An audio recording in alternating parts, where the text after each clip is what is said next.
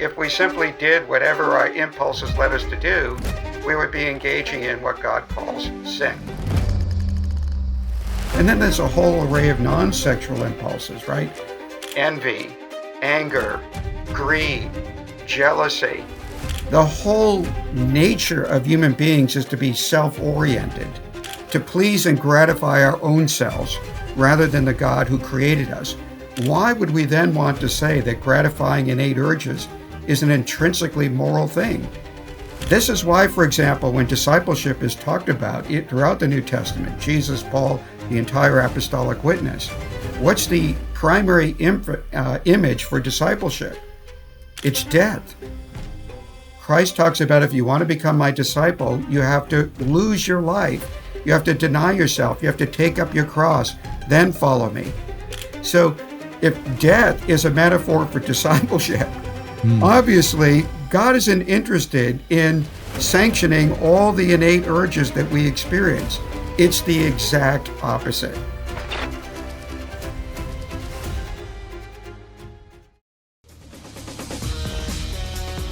Ladies and gentlemen, what if you picked up a book and the opening line to the book, the author states this about writing the book: I ought to have my head examined. What was I thinking writing this book?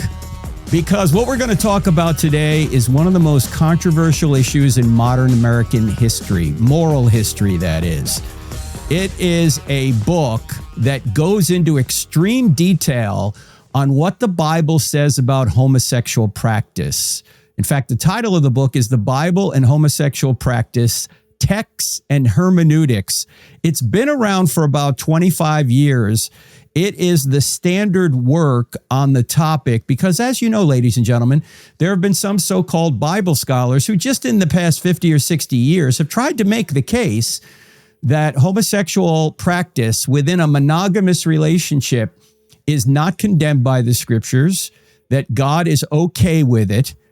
Is that really true? Well, Dr. Robert Gagnon, who went to Dartmouth, Harvard, and has his PhD from Princeton, is the man that wrote the book, The Bible and Homosexual Practice, the standard work on the topic. He is a very well-respected scholar who crosses every T, dots every I. That's why this book is over 500 pages long. It goes into every possible argument that you could imagine on this topic. It's done very rigorously, easy for me to say. It's done extremely well. I'm having trouble speaking today. And he's with us today. I wanted him on the podcast for so long. I've just never gotten around to it. So here he is, ladies and gentlemen, the great Robert Gagnon, who, by the way, okay, crowd, enough. By the way, has taught at several seminaries, including one in Pittsburgh. He's also taught at Houston Christian University. He is right now at another university in Mississippi. It's Wesley. What is it again, Robert? Wesley Biblical Seminary. Wesley Biblical Seminary. He lives in Pittsburgh, but he's teaching remotely there. He's also one of the clearest thinkers out there on politics, which I follow him on Facebook all the time, and he pulls no punches there. Robert, it's great having you on the program. A pleasure to be on your program, Frank. Robert, okay, the opening line of the book is, you ought to have your head examined for writing this. Why did you decide to write this book? Well, I thought I would acknowledge the obvious at the very beginning of the book. And for several reasons, I should have had my head examined. The chief one of which is this was my presenting book for tenure at an institution where a lot of people were not very supportive. I'd say the majority were not very supportive of that view. And so got me into a lot of trouble. There were a lot of people nationally in the PCUSA, that's the denomination to which the seminary is affiliated, who were writing in that I should be denied tenure, stated clerks, moderators, etc.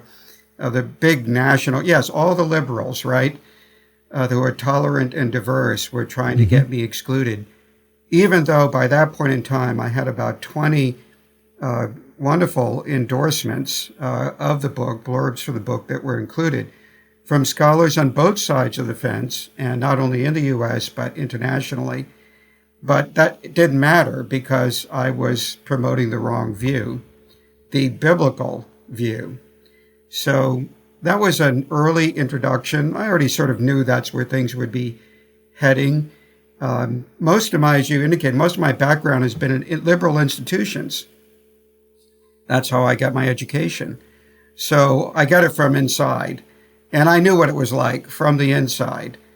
And I took the best of what they had to offer and then subsequently used it against them by making the best case I possibly can on the most controversial issue in our day, even within the church, even now within the evangelical church, sadly.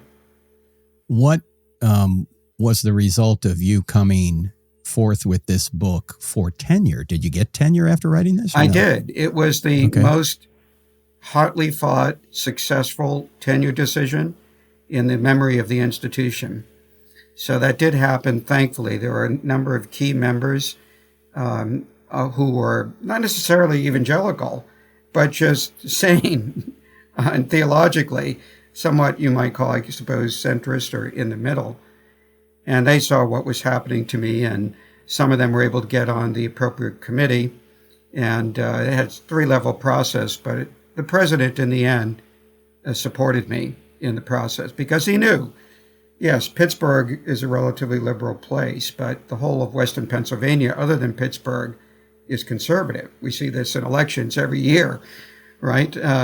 Pennsylvania narrowly decided between, on the one hand, Pittsburgh, Philadelphia, Harrisburg on the one side, liberal, and everything else solidly conservative. So in the end, it was successful, but it was extraordinarily stressful. It should not have been stressful because I had all the credentials easily to get tenure.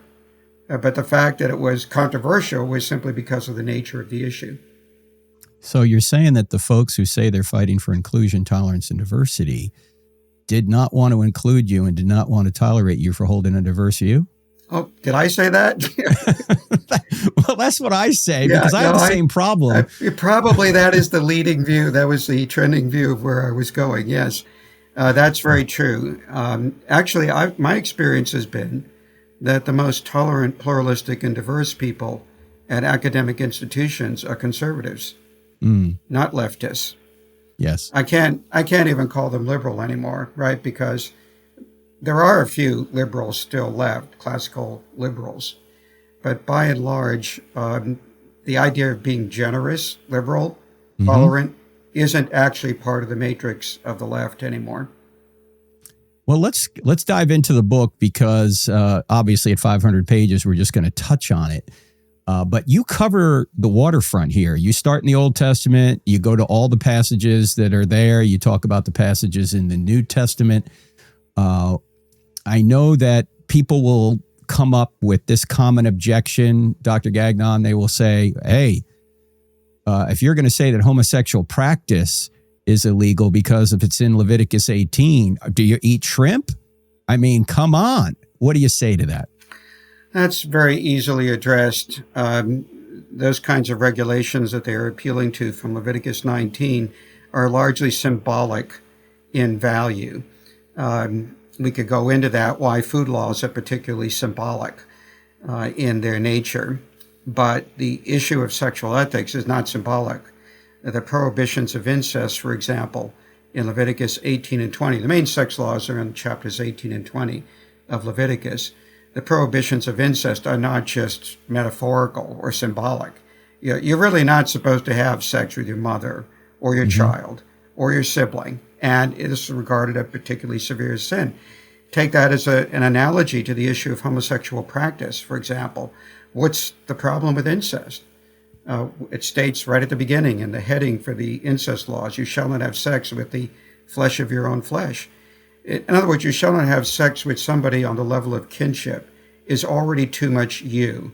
Excessive uber identity, sameness, if you will, excessive sameness in bodily structures. And this is even more true in the case of homosexual practice, obviously. Incestuous unions still can procreate, indicating some significant degree of complementarity sexually, although obviously there's a higher incidence of abnormalities for births resulting from an incestuous union. In the case of homosexual practice, obviously it's a non-starter from the beginning. Sex is primarily about the reproductive organization of the body. And it's quite clear that when you have a male having sex with a male or a female with a female, the degree of sexual sameness is complete. It's total. It's excessive. If you don't mind, I might say a little something about science and sociology here, right? The best laboratory for showing that same-sex unions don't really work that well, with the best, or that other sex unions are to be preferred, let's put it that way, is to look at what we see in same-sex male and same-sex female relationships. There's a disproportionately high rate of measurable harm in those unions. Well, let's talk about them after the break, Dr. Gagnon. This is a controversial show because people really think that it's unloving to oppose anybody that wants to love somebody else. We're going to address all that on this program with Dr. Robert Gagnon, so don't go anywhere. We don't shy away from controversy here on I Don't Have Enough Faith to Be an Atheist. You're listening to I Don't Have Enough Faith to Be an Atheist on the American Family Radio Network and other radio stations around the country. Happy New Year. We're back soon.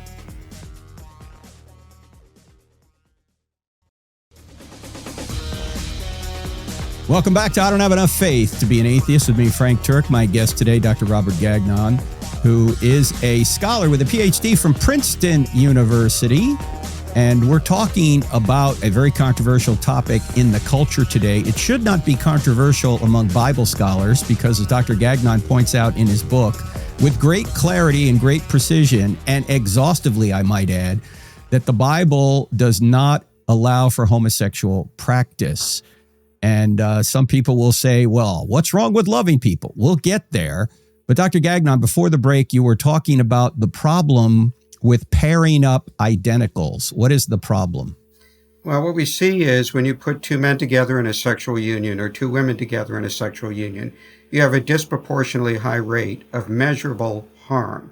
And that measurable harm differs between homosexual males and homosexual females in ways that correspond to expected differences in each sex. So among homosexual male relationships, we have a disproportionately high rate of both numbers of sex partners over the course of life and sexually transmitted disease. This is exactly what we would expect to find among males. With females, we see a disproportionately high rate of mental health complications in the relationship, and in addition to the mental health complications is actually lower longevity of the relationship on average. Now, that may seem to be counterintuitive, but not if we realize that females invest more of their self-identity and worth in that kind of a relationship.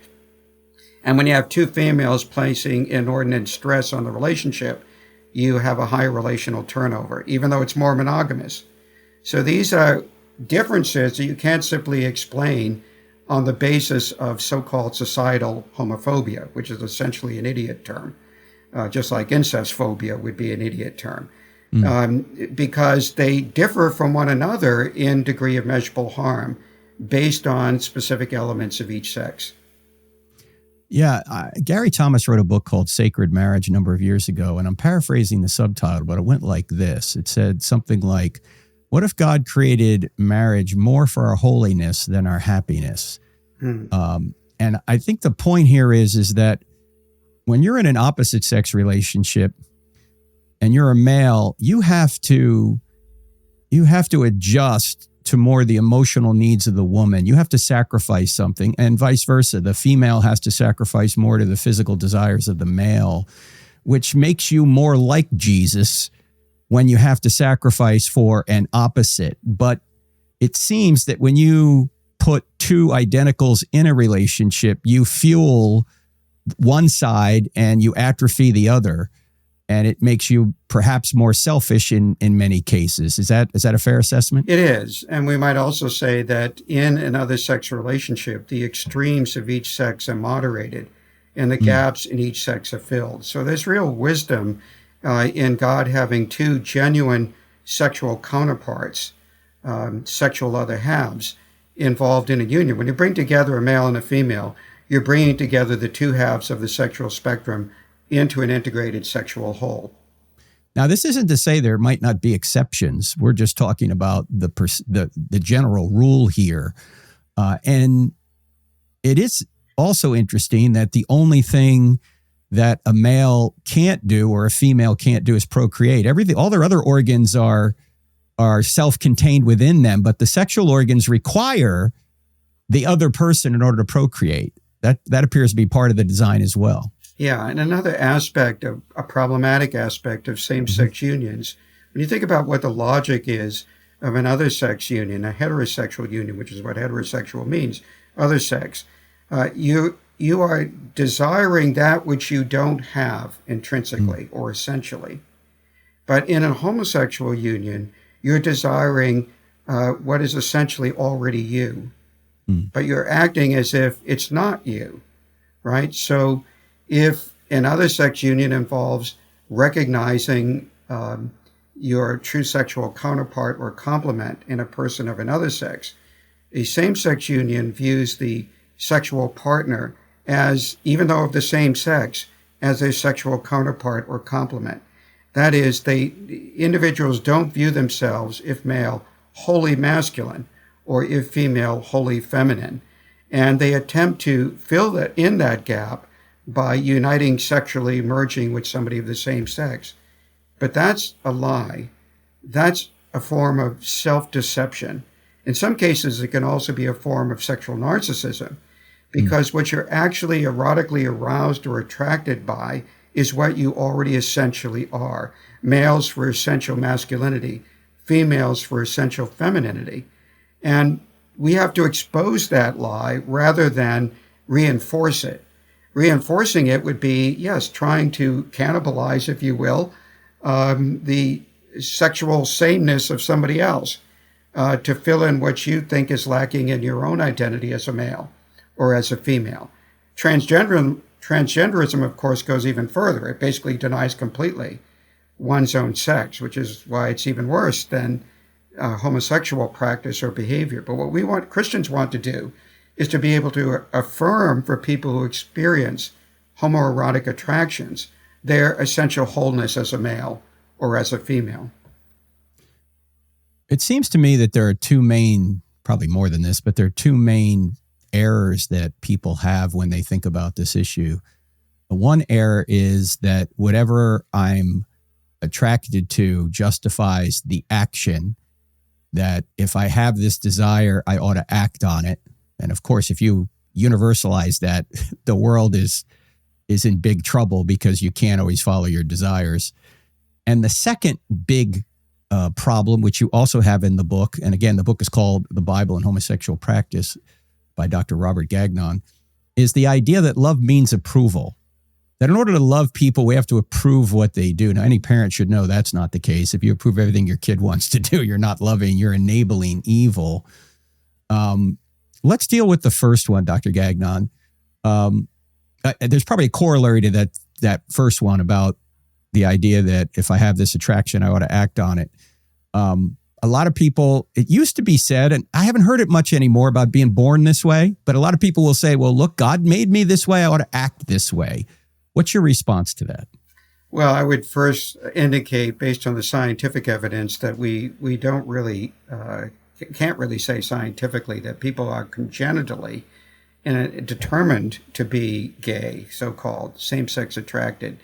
What happens is that there are risk factors in congenital and early socialization background that could increase or lower the risk factor for homosexual attraction. But it's not a deterministic model. But I would first throw that in. But then I would simply note, what do people think sin is? If we look at Romans 7, for example, and Paul's understanding about what sin is an innate impulse passed on by an ancestor, running through the members of the human body and never entirely within human control. So if we want to define that as being something we should live out, then effectively we'd live out every sinful impulse we have. Most people should be able, at a drop of a hat, to be able to think of a number of innate urges that they experience, which probably we shouldn't engage in simply because we don't ask to have these impulses, right? We can think of an array of sexual desires as an example, beyond the issue of homosexual practice. Polyamory is a classic case in point, especially for males.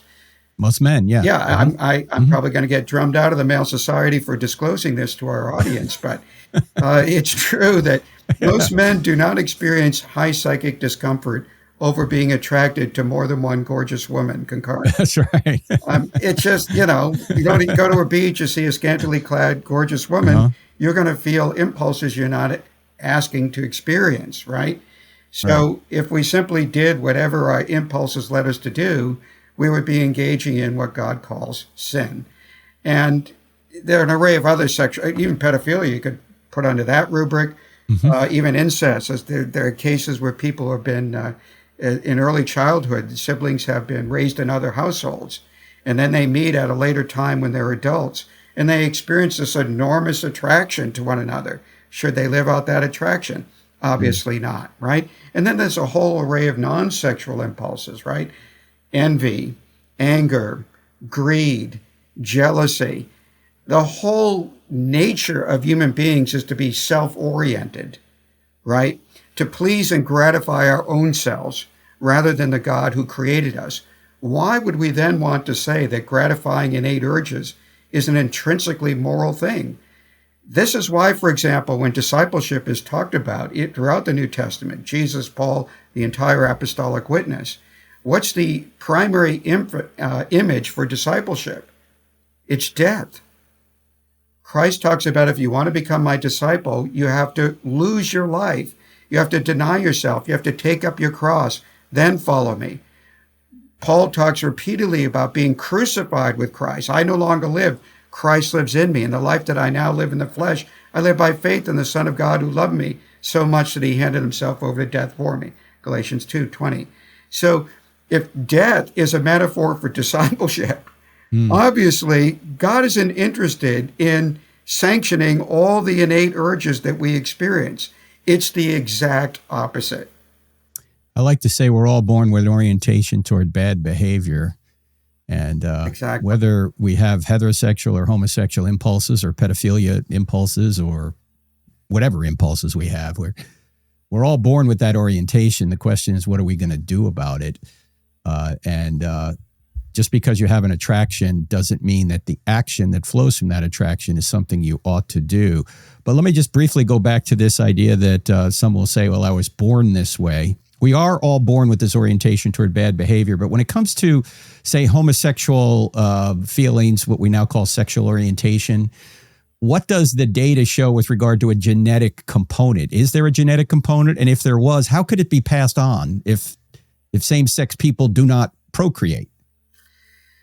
Well, in some cases, aspects of cells are turned on or off in one generation or another generation, and may be activated in a next generation. So you might have somebody who's heterosexual, certain elements of their existence coming from genetics are turned off, and then they are turned on in a later generation. So that's one possibility. But what we're talking about here are indirect factors. For example, scientists who have studied the issue of homosexual development will argue that one of the key indicators for homosexual development is gender nonconformity. So let's say, for example, a male who isn't particularly good at sports or is interested in music and theater and doesn't correspond to a particular understanding of masculinity, that may increase a risk for desiring affirmation from members of the same sex. We'll have a lot more with Dr. Robert Gagnon right after the break. You're listening to I Don't Have Enough Faith to Be an Atheist with me, Frank Turek, on the American Family Radio Network. We're back right after the break. Don't go anywhere. We're also on other radio stations across the country as well, ladies and gentlemen. Happy New Year. See you in a couple. Students across America are more open to the truth of Christianity than ever before, and Dr. Frank Turek is taking the powerful evidence for God to campuses like UC Berkeley, the University of Georgia, Ohio State, and Alabama, reaching thousands in person and millions more online. But every event now requires costly security to keep students safe, and Cross-Examine never charges students to attend. That's why we urgently need your support. The culture is dark, but hearts are open. Help keep the light of truth shining by donating today at crossexamine.org. That's crossexamine with a D on the end.org. My mentor, Dr. Norman Geisler, always used to say the first thing you ought to teach your kids is not the Bible, it's actually logic. Then teach them the Bible, then they'll understand it better.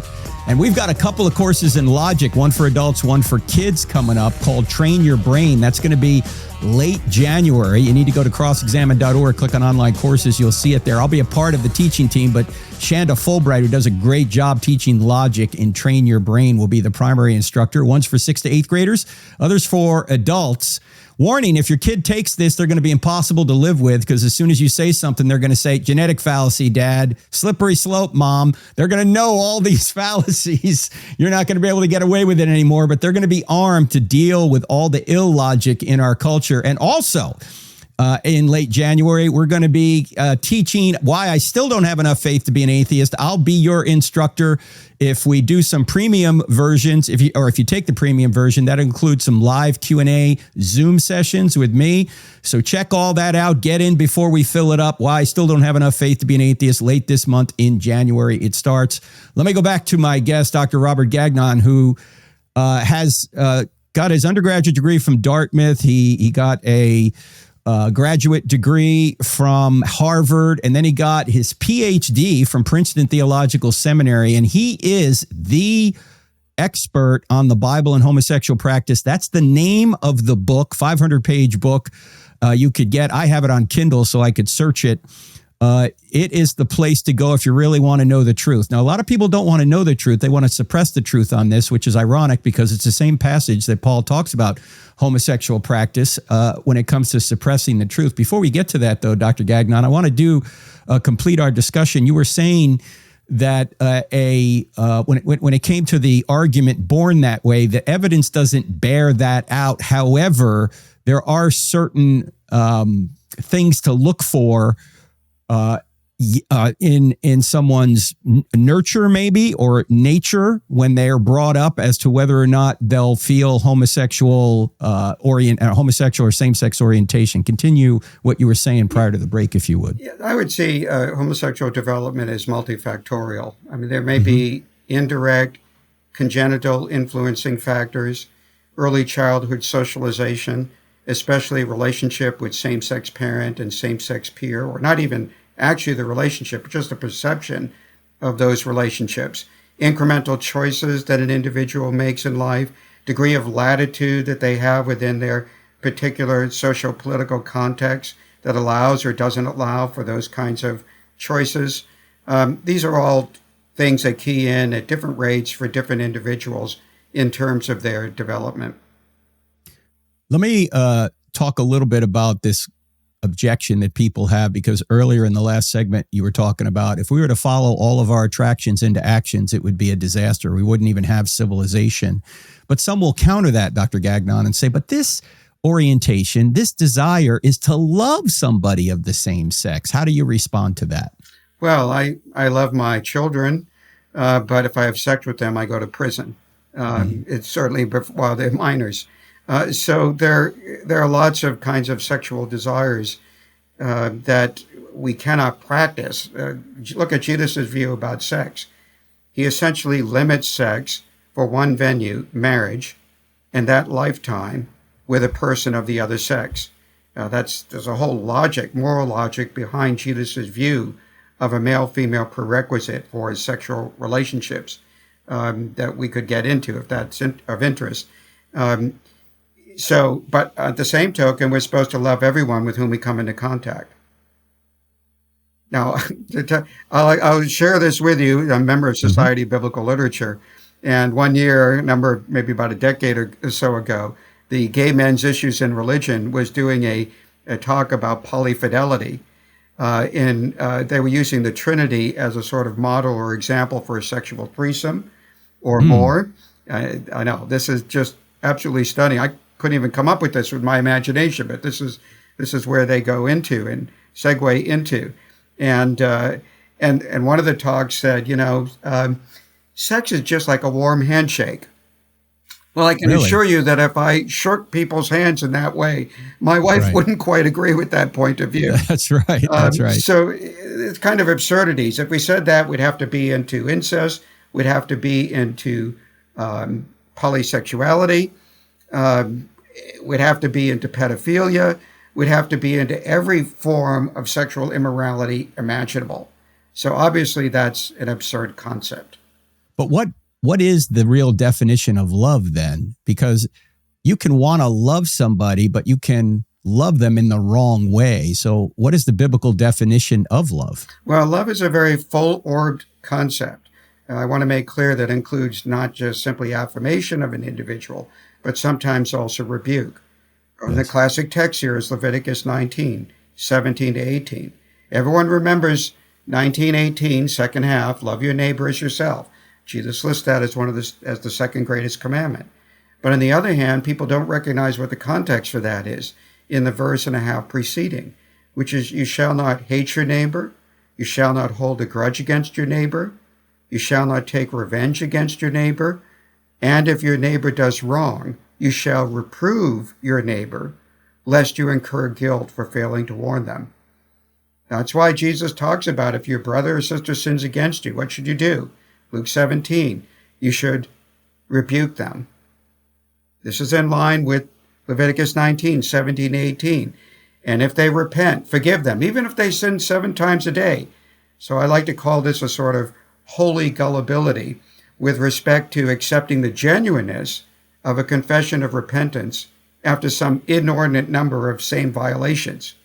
That's the generosity, the grace of Christian faith. But it wouldn't be grace or generosity or kindness on God's part to allow a person to continue in a form of immoral conduct that leads to their exclusion from the kingdom of God. Yes, as Paul says, and you have this in the book, again, the book is called The Bible and Homosexual Practice, that love does not rejoice in wrongdoing, love rejoices in the truth, love always protects, love always perseveres. We're not protecting people when we're encouraging them or affirming them in a sin that God defines as a sin. And I guess that's part of the controversy in the modern age, Dr. Gagnon, because if you went back 100 years ago, nobody would be the book that you wrote wouldn't need to be written, because 100 years ago, nobody was suggesting that the Bible in any way could affirm monogamous same-sex relationships or any kind of relationship outside of the marriage of a man and a woman. But now we have people saying that. So can we go to Romans chapter 1 for a minute? Because I hear people saying that. Do you want me to just say a little something wrap up Leviticus, since we talked about that earlier? Oh, sure. Yeah, you can if you want. Yeah. So just a few points for people to think about when people do cite shellfish and shrimp, things like that, as a way of rejecting the Levitical sex laws, is to remember that the prohibitions of incest, adultery, man-male intercourse, and bestiality that you see in Leviticus 18 and 20 are all called iniquity or sin, not just ritual uncleanness in these chapters. They don't permit absolution of these offenses merely through ritual acts. That indicates that they're not primarily ritual infractions. They can't be rectified by, say, bathing or the passage of time. These prohibitions of these sexual offenses don't penalize persons without willful intent. You can commit a lot of ritual offenses without willful intent. You could come across a corpse and you're automatically ritually impure regardless of intent. But these prohibitions of sexual offenses only involve intentionality. They don't make participants contagious to touch, unlike some ritual impurities, genital discharges, childbirth, scale disease, corpses coming into contact with them. They include an implicit rationale for each prohibition. They apply not just to Jews, but according to Leviticus 17, even to resident aliens or Gentiles as well. And all these offenses are either directly or implicitly picked up in the New Testament. So very clearly then, we are talking about here not ritual impurities, not merely symbolic or metaphorical matters, but we're talking about moral impurities in Leviticus 18 and 20. In fact, I've heard it said, it's either 17 or 19 prohibitions in Leviticus 18 that are sexual in nature. And as a society, we still agree with, if it's 17, we still agree with 15 of them. Yeah. Right? There's just a couple that now our society said, well, homosexuality is okay. And maybe one other one, maybe having menstrual sex during menstrual uncleanness, although some people would still say, why would you want to do that? Give the woman a break. We don't have a problem with, well, I guess we are now having a problem with adultery. And someday it will be with incest. But still bestiality is ruled out. I thank God for that. And also now, remember, later on in time, there was an additional loophole closed off that we don't have closed off in Leviticus 18 and 20. What's that? That's number of sex partners. Jesus will eventually close it off so that you're allowed only one other sex partner in the course of life. That is, as long as that sex partner is still alive. And that's a restriction that comes later. But that's going to be another element that's going to go in our society eventually. Now, why did we skip over that and we go to accepting homosexual practice instead? Shouldn't have been in that direction, because homosexual practice is considered far more severe in the biblical text. It's more of an irreducible minimum. You know, the earlier a loophole is closed off in the biblical text, the greater the severity of the offense. And Levitical loopholes are closed off relatively early in the Mosaic period. Some of the loopholes existed in the patriarchal period, closed off later in the Mosaic period under Moses. The issue of homosexual practice, when was that loophole closed off? Trick question. There never was a loophole. Right. From Genesis 1:2 on. Are you talking about divorce and, say, polygamy? Yeah. Okay. Polygamy first, and then divorce, remarriage after divorce. Right. Those are the things that Jesus closes off later. How does he close it off? On what basis? Well, we know that in Mark 10, 2-12, parallel in Matthew 19, 3-7, we know that Jesus is arguing against remarriage after divorce, at least invalid divorce, any matter divorce. On what basis does he do it? He cites two texts. 1/3 of Genesis 1:27, male and female he made them. Then he cites Genesis 2:24. For this reason, a man may leave his father and mother, become joined to his woman or wife, and the two become one flesh. That for that reason, in 2:24, Jesus says, is predicated on that 1/3 of Genesis 1:27. Why may a man become joined to his woman and the two become one flesh? Because God intentionally designed them as a complementary sexual pair, male and female. Two and only two sexual counterparts are part of God's intentional design. That means the number of partners in a sexual union, no more than two, male and female. From which we all came, ladies and gentlemen. No matter how we are oriented, we all came from the union of a man and a woman. We're talking to Dr. Robert Gagnon. His book, The Bible and Homosexual Practice, is the standard work on the topic. Back after the break.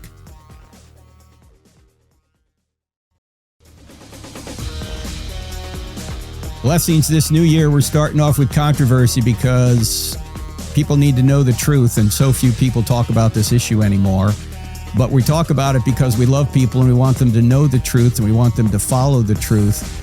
And the truth is that God wants us to be in a relationship, if we are going to be in a relationship with somebody of the opposite sex, to procreate and bring forth the next generation. And too many people have made sex the focus of their life, and their sexual identity is what they stake their claim to. And that sometimes causes them to ignore or fight against what Jesus and other writers in the Bible have said. And Dr. Robert Gagnon's book, The Bible and Homosexual Practice, gets into every possible argument or counter-argument in this topic or on this topic. So that's the book you want to get. Now, Dr. Gagnon, before the break, we were talking about closing loopholes. Let me ask you one thing before you go further in that. It seems to me that in Deuteronomy 17:17, God tells the kings, don't multiply wives. That would appear to me to be a prohibition to the king on polygamy.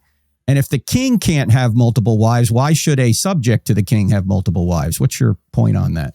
Well, that's true. That shows some concern for that. But still, you do have laws in the Pentateuch which do allow for men to have more than one wife concurrently.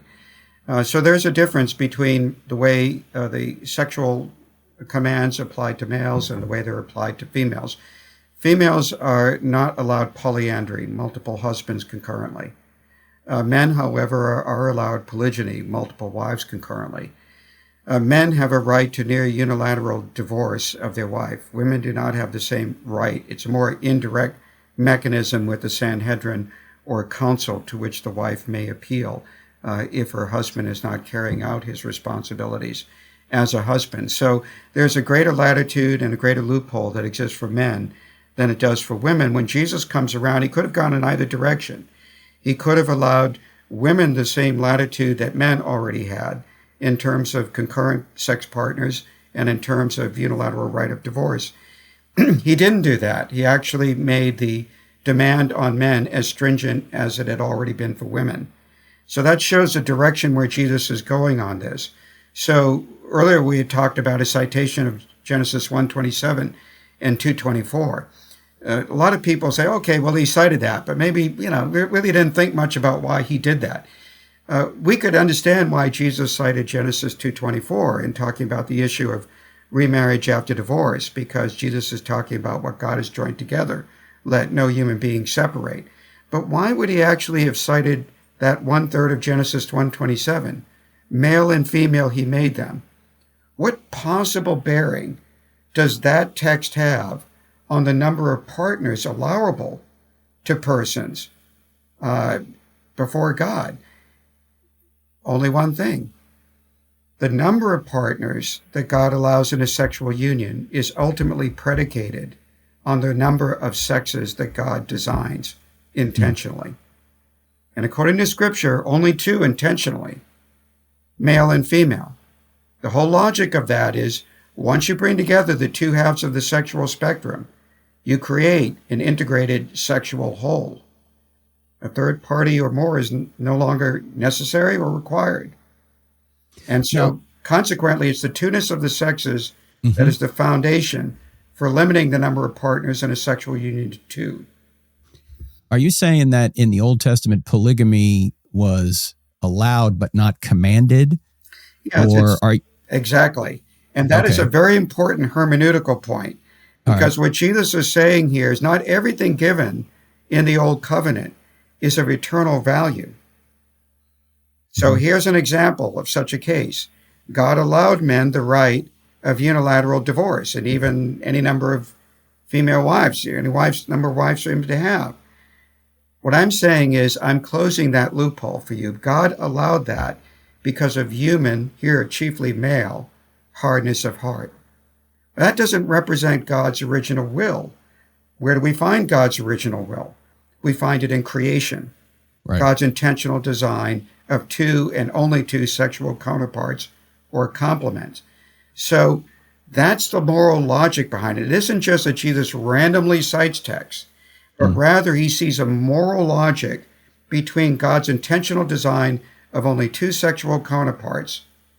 This is at every level, right? Anatomically, physiologically, the ability to procreate, and even psychologically. It's clear that the sexual counterpart to a male is a female, and to a female, a male. So then what logic arises from that in terms of determining the number of sex partners over the course of life? The logic is then, well, you start with one person. How many persons can that person be in a sexual relationship? Only 2. Why 2? Because of the male-female prerequisite. And once you arrive at you're a male, you arrive at having marriage with a woman, you've completed the sexual spectrum. There is no longer any need for another party to be involved there because there is no 3rd, 4th, or 5th sex. There's only 2 complementary sexes. That's Jesus's moral logic. So this argument that he makes about divorce and remarriage, which, by the way, automatically includes a rejection of polygamy. And how do we know that? Because we know that it's easier to outlaw polygamy than it is to outlaw remarriage after divorce. We see that in our own society. We still currently reject polygamy in the law, although that's losing ground because of the issue of homosexual practice. But we allow remarriage after divorce. Why is that? Because we recognize that concurrent polygamy is worse than serial polygamy. And What does so that to mean? reject What's the remarriage, difference? to allow remarriage after divorce is not necessarily to allow concurrent polygamy, multiple partners at the same time. That's a further step beyond. And a further step beyond that would be rejecting a male-female requirement, because the two-ness of the sexes is the predicate for limiting the number of partners in a sexual union to two. And polygamy didn't get closed off among the people of God until the Essenes and the Therapeutai in Egypt, which is, late first century BC and beyond, and Jesus for his followers. They closed off that loophole. So which is worse, polygamy or incest? Incest, because the loopholes for incest are closed off earlier in the Mosaic period. Yeah. Never a loophole, however, for homosexual practice, indicating that it's worse even than incest. In fact, the rejection of incest itself is predicated on the degree of sexual otherness required at creation for male and female. A certain degree of otherness or difference within sameness that is violated both by incest and same-sex intercourse, but more severely by same-sex intercourse. We're not going to get to all the questions I have for Dr. Gagnon, obviously. We're running out of time here, so we're going to do a follow-on podcast. But you've kind of taken us, you've got me intrigued on this topic of polygamy right now that I want to explore a little bit further. You know better than me, but are there any laws in the Old Testament that allow for polygamy? There's none that command it. Are there any that allow for it? Because there's only three things we can do with any sort of behavior. We can prohibit a behavior, permit a behavior, or promote a behavior. Prohibit, permit, or promote. It seems when in Deuteronomy, I think it's 17:17, don't multiply wives. That's a command to kings, which seemed then to be a command to non-kings. And every instance that polygamy occurs, it's sort of just talked about. It's not like this is a good thing. And every instance it occurs, certainly with Solomon and others, it turns out to be a disaster in their lives. So where is the, I guess, permissiveness of polygamy in the Old Testament? Permission is allowed, for example, in the Covenant Code or Book of the Covenant, one of the earliest pieces of legislation that we have within the book of Exodus. I can't give you chapter and verse right now, but yes, it's allowed there. But you're right, it's not enjoined. It's not an encouragement for people to do this, but it's exactly as Jesus presents it.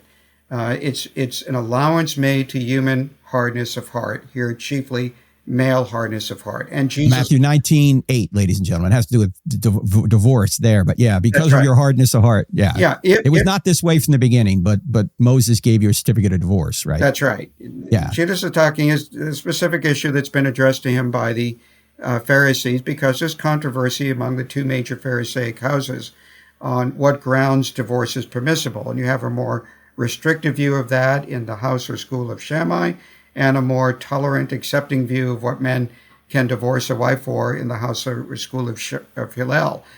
Even if she burns your toast, for example, you can divorce her. In other words, it's any matter of divorce. Whereas it's the text they're both looking back to is from Deuteronomy 24, 1-4. And it's a question about what the nakedness of a thing refers to as a grounds for divorce in that text. And the house of Shammai refers that much more restrictively, basically sexual immorality, possibly also failure to provide for one's spouse, not fulfilling one's conjugal duties, let's put it that way.